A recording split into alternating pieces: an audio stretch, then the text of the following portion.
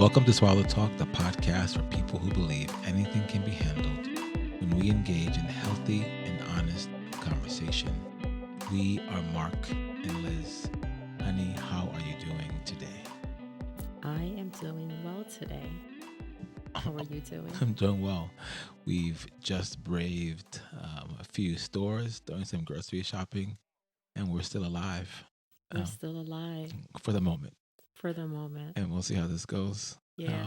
Feeling kind of tired, but it's going to be a good conversation. Yeah, I feel a little tired too. And I'm looking at the topic you sent me that we're going to be discussing, and I'm a little like, over it. But I'm going to trust you. I'm not sure where you're going with this, but Awesome. I'll turn it back over to you and, let you dive into it. Yeah. I remember a long time ago, a very long time ago, we had a New Year's Eve party. The only one we've ever had, because it was horrendous. It was horrendous.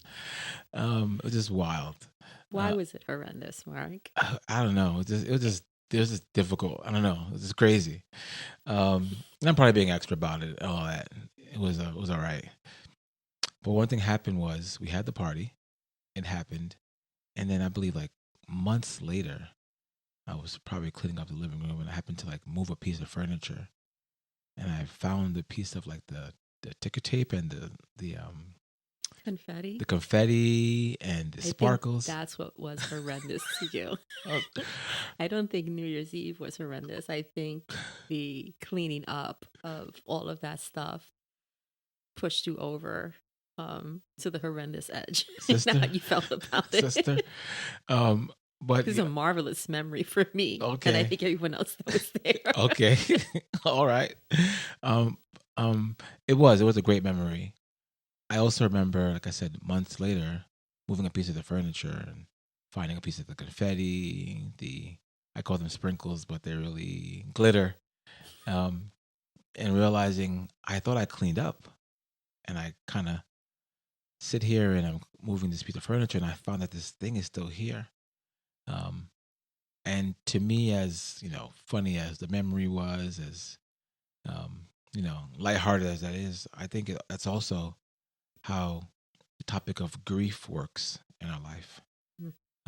Grief, an event happens, and we quote unquote deal with the grief, and we think that we're done. And it could be months later, years later. We move something and we feel something, and we notice that, oh wow, that grief is still there. And it's something that's pretty prevalent, and it happens to everyone. And I think the topic of grief resonates with everyone. So I wanted to talk about it, just because of what it means to us. Grief comes in many different ways, in many different forms, and it shows up many different ways and many different styles. And grief is actually defined as a deep distress caused by or as if by a bereavement. And then bereavement is defined as the stage of being deprived of something or even someone. Just by that definition, grief can happen when I've lost something or lost someone or lost something, or grief can happen when I don't have something that I want. It's not necessarily loss, but it's just that feeling of being deprived of something or someone. So just with that definition and the topic of grief that I just mentioned, what comes to your mind when you hear about grief and grieving? I mean, grief it's so heavy and it's so sneaky, and you can't outrun it, I've learned. And I think one lesson that I've learned, because there's many lessons to learn with grief, is that most of the time grief, I feel like people just associate it with a death, Right. and it could be so much more than that too. Mm-hmm. It's not limited to just death. Yeah. And I remember a season of life where I needed to mourn the death of a relationship and the person was still alive. Right. And I didn't know that that's what it was Right. Exactly. until someone sat with me and said, Liz, you need to grieve this. You need to allow yourself to grieve it. Mm. And I was just like, well, they're still alive. Right. Right. But then they gently, kept on and said, yes, but what you had hoped for, your vision of it, Right. is no longer. And you have to grieve that reality that it won't be as you had hoped. Right. So you have to grieve your sense Right. of loss of hope Right. in the situation and how it goes forward. Right. And even in the grief of, in particular to relationships, even in the grief of grieving relationships of individuals who are still alive, Yeah. you did mention that word of hopelessness. And I think grief and hopelessness are like these distant cousins or even close cousins, because it is the hopelessness that turns into grief or that kind of morphs into grief. And to your point, it does feel like it doesn't make sense for grief to exist when someone is around. And talking about relationships, but just looking at the definition of grief as being not associated with something that you want or something you want or someone you want. So that grief is real. And for me, in looking at the topic of grief and trying to find a place in the Bible where I can look and see grief, just by the definition of what grief is, I'm brought to the topic of Jesus in the garden, and how he's going through a moment of deep, deep anguish. And some would call it grief as well, but it's deep, deep anguish that he's about to go through, because he's about to go die.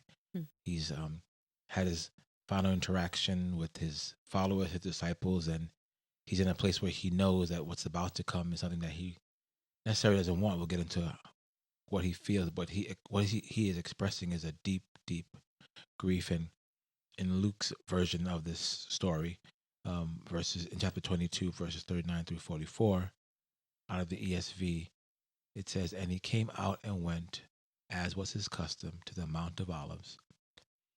And the disciples followed him.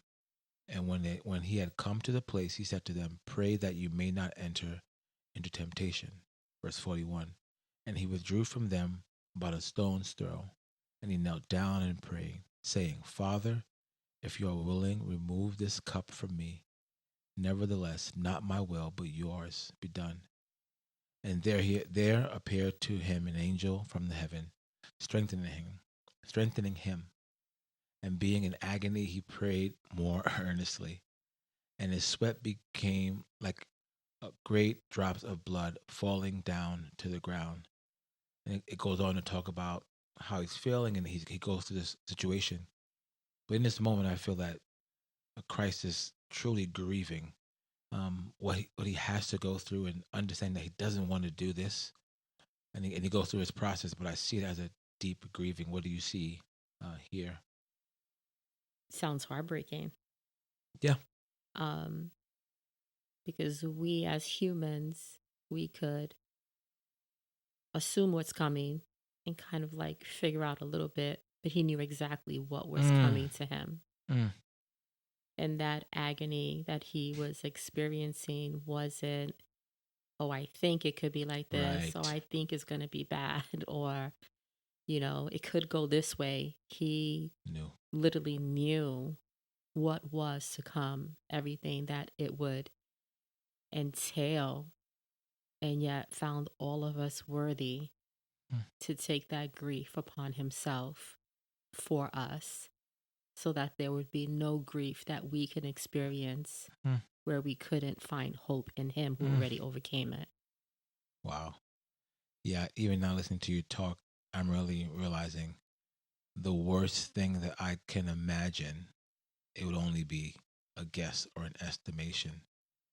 But Jesus Christ knew exactly what he would be facing. Yeah. Nothing was, in theory, nothing was, I can bet it's going to feel like this. He knew exactly what he would be going through. And to your point, saw that was worth doing for us. And he also didn't make it any worse than he needed to. We could sometimes pump ourselves up into magnifying it into something even worse than what it needs to be, even though it's still very real what we're experiencing. Yeah, that's not what he did, because that would imply that he didn't understand or grasp what it is that he needed to walk through and go through in order to live out the purpose that his Father sent him here for. So in that, we sometimes think we know what it is, and then we get to that point, or sometimes grief takes us by surprise, and then that feeling comes and we're just like, whoa. And even though it's like immediate distress and sorrow and, sadness, we still navigate a few things before sometimes we get to that pivotal moment of what the true grief is, and just what everything that kind of like encompasses it is. Yeah. Whereas Jesus knew head on. He felt the true direct impact of the weight of it,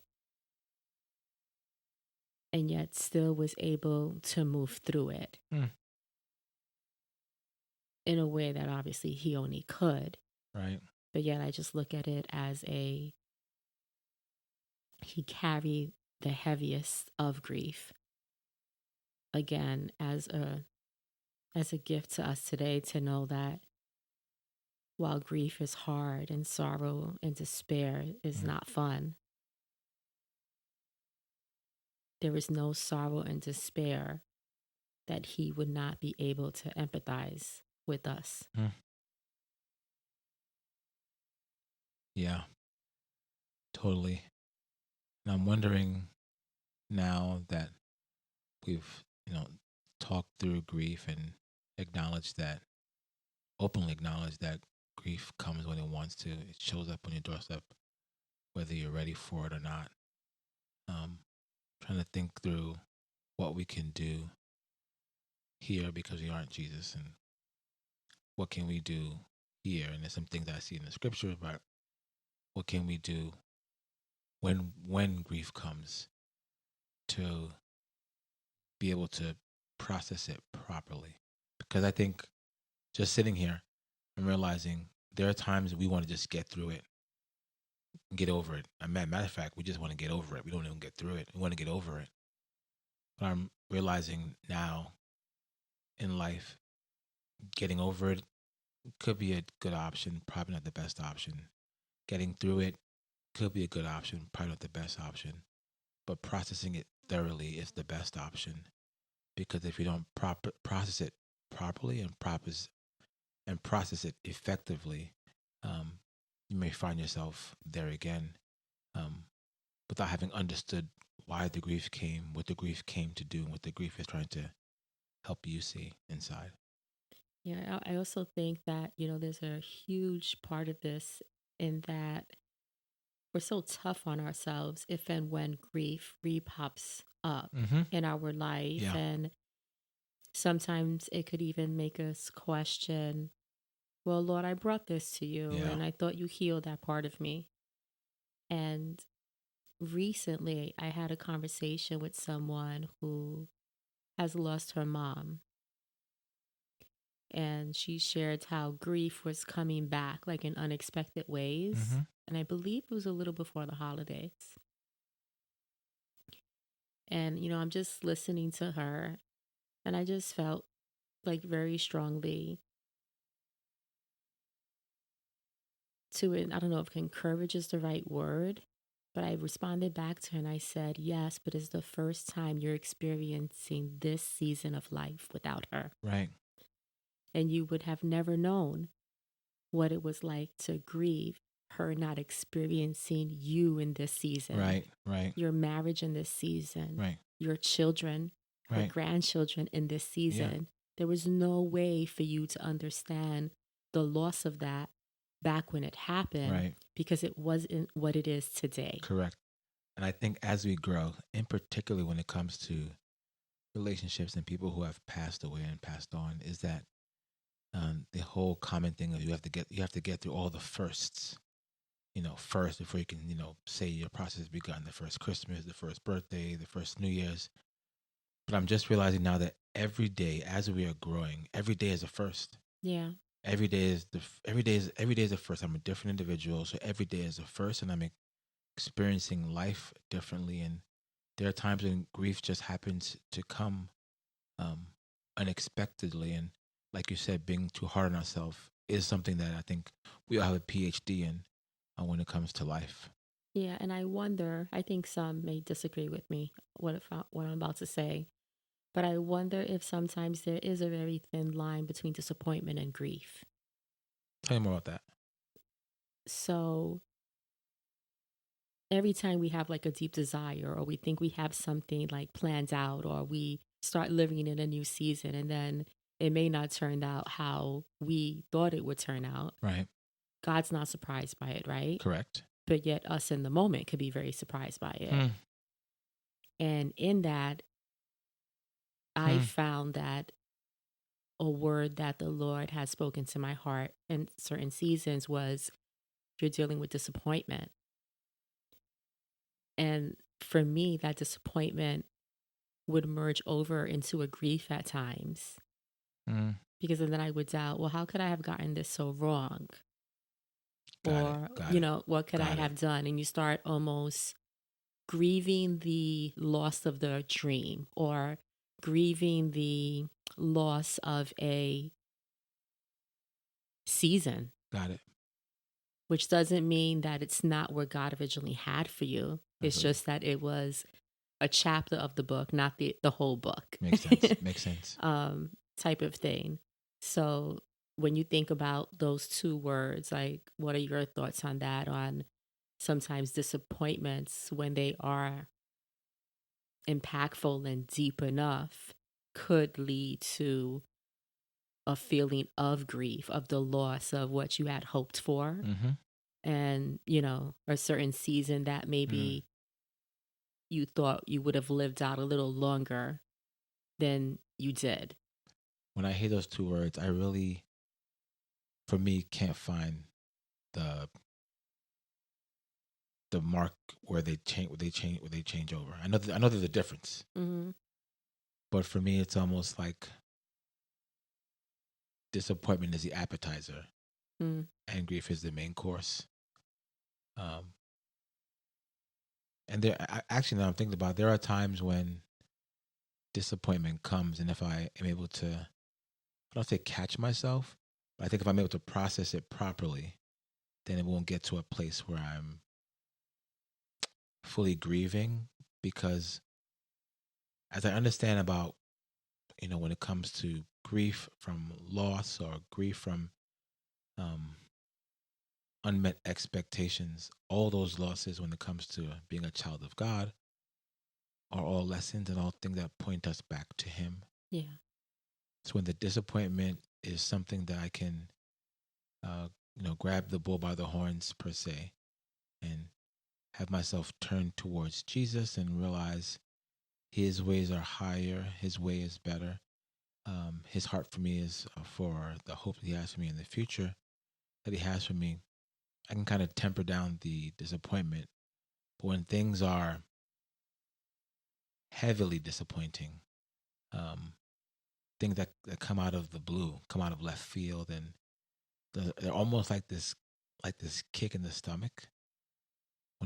When I think for me, when disappointment turns into hopelessness kind of calls grief over, to come to the house and hang out.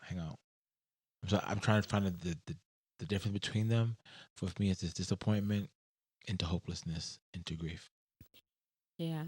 And I think that the disappointment is something we all feel. We're going to be disappointed every day, like we can go to a restaurant and just be expected to be seated and, fed immediately. And, we get there and, we're so spoiled. We're just like, why is there a line?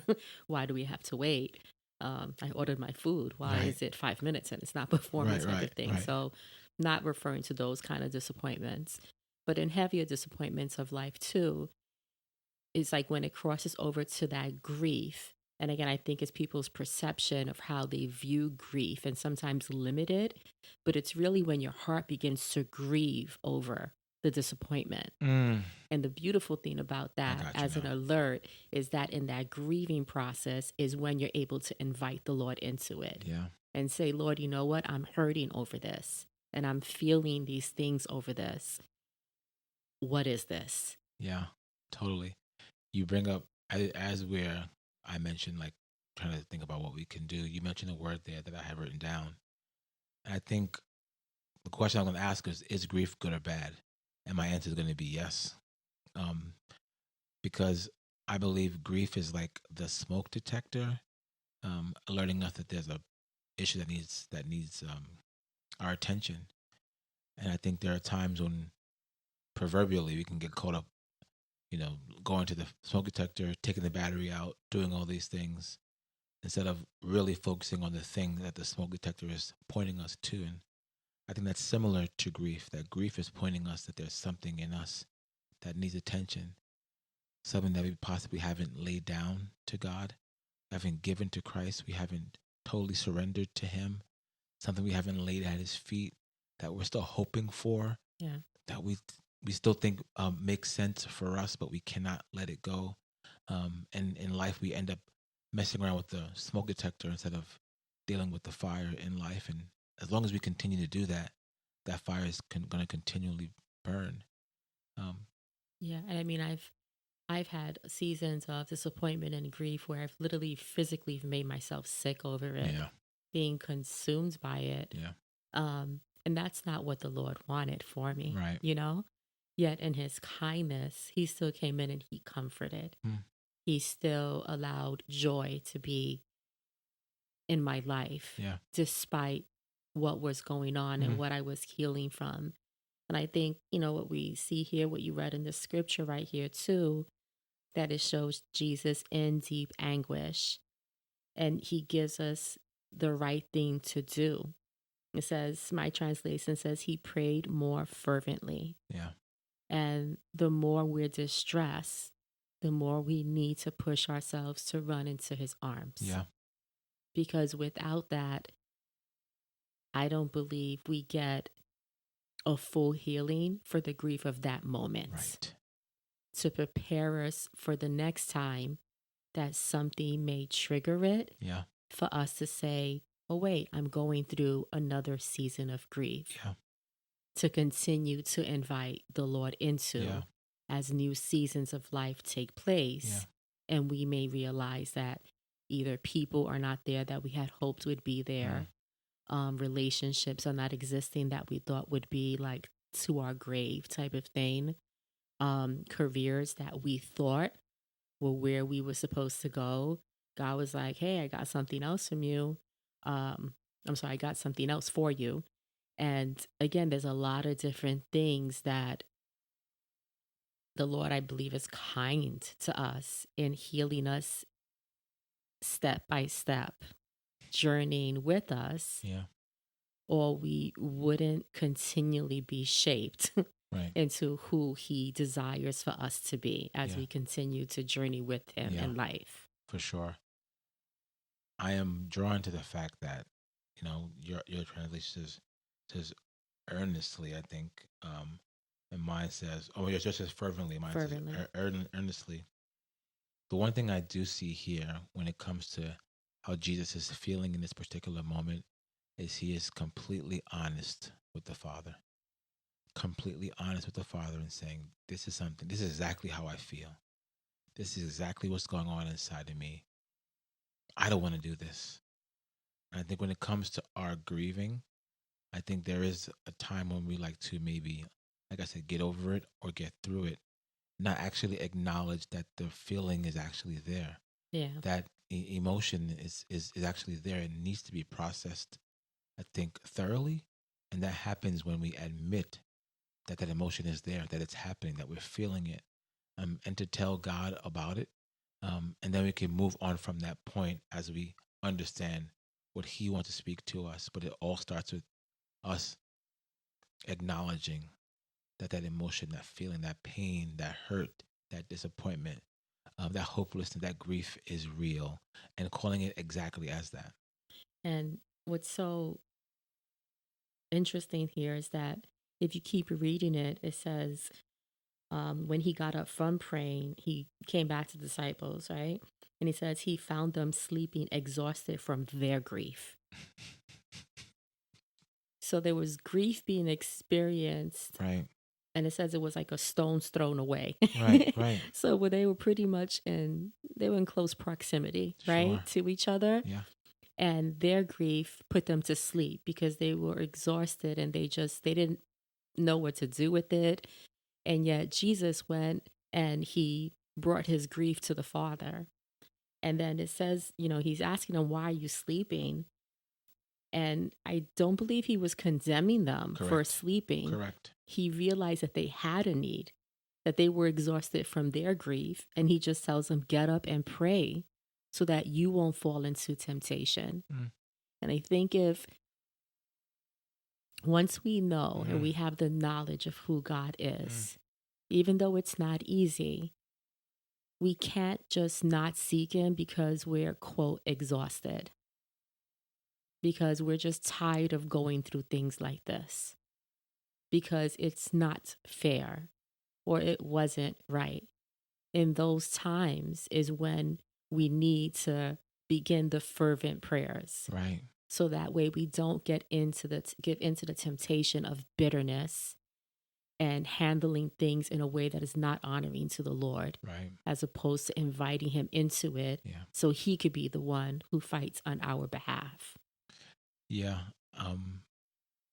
The reading on and finding them because of their exhaustion from their grief and that temptation to maybe ignore what they're feeling, but to try to skate by how they're feeling or pacify how they're feeling instead of acknowledging it. Because after Jesus acknowledges it, he says, God, Father, take this from me. And then he mouths probably one of the most known phrases said from him, yet not my will, but yours. And I think him taking his genuine feelings and genuine emotions and dealing with that circumstance to the Father and then saying, God, not my will, but yours, is, I think he's showing us that the things that we do experience in this life, on this side of heaven, are things that are happening because of God's will for our life. Yeah. And while they may often be painful, while they may often bring us to our knees, they are things that are meant to draw us closer to the Father and for us to be truly transparent with the Father so the Father can speak to us and can let us know his plan for us. And it also calls for us to realize that this life is not our own. Yeah. The things that we experience and we go through, like I said, while they may hurt and then while they may seem unjust at times, like, why did you take my mom? Why did you take my dad? Why did you take all those things and all those questions which are valid? There's also understanding that God's ways are higher. Yeah, because he didn't take the cup from him. Right. God's will is still what went forth. 100%. But yet he still gave him the strength to get up from his 100%. Knees and go back to the disciples and still set the example and to care for them and to give instruction what they need to do in those times. So in those seasons of grief, I just think it's so important, again, to just invite God into it. Yeah. Just invite him into it. You don't need any fancy language. Yeah. Just, Lord, I'm hurting right now. Lord, I don't think this is fair right now. And in that, while the cup may not be taken from you, he can still provide the strength to have you get up and still, when the morning comes, receive a new joy and receive new hope that he still got you through it. Yeah. I actually had some ideas on how to walk through grief, but I think I'm really believing right now that the best way to handle the grief that we do have is to just invite the Lord into it. Um, because there's no one answer for everyone on what to do exactly that would help everyone 100%, because we're all going through different things at different walks of life. But the one thing that is true for everyone is inviting the Lord in, and to genuinely invite him in. Not invite him into the passenger seat, but invite him into the driver's seat. Mm. And there's one thing, if I could leave you that is listening right now, as far as solution goes, when it comes to grief, one thing that could help us is the power of remembering. Mm. Lamentations is a book of lament, of pain, of sorrow, where the writer is just going through things and explaining how he's feeling, how he's hurting. He's going through this deep anguish, deep pain, deep feeling. And you get into chapter 3 where a little shift happened where he says, but this I call to mind, and therefore I have hope. The steadfast love of the Lord never ceases. His mercies never come to an end. They are new every morning. Great is your faithfulness. The Lord is my portion, says my soul. Therefore I will hope in him. I think remembering who God has always been, remembering what God has always done, can help us as we walk through life in grieving situations. Yeah. God's love for us, it never fails. It never grows weary. Mm. It never changes his mind. And his love for us and the mercy that he provides to us, I believe, is like a source of hope and renewal each day. And that's why, while, the word says like weeping may come in the night, but joy comes in the morning. Each day we have a new joy because we have a renewed hope in the one who gave us the day to have. Yeah. We hope this conversation, while heavy, was of value to you. We love you. And until next time, let's keep the conversation going.